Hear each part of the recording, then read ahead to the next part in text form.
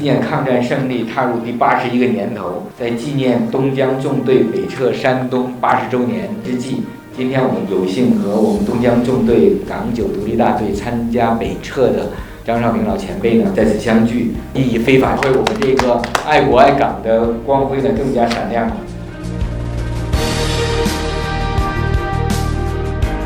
1945年，中國人民抗日戰爭勝利，香港浴火重生。隨後1946年，依位老戰士徐東江中隊主力北撤山東，告別香港，奔赴新戰場，用青春與熱血守護家國安寧。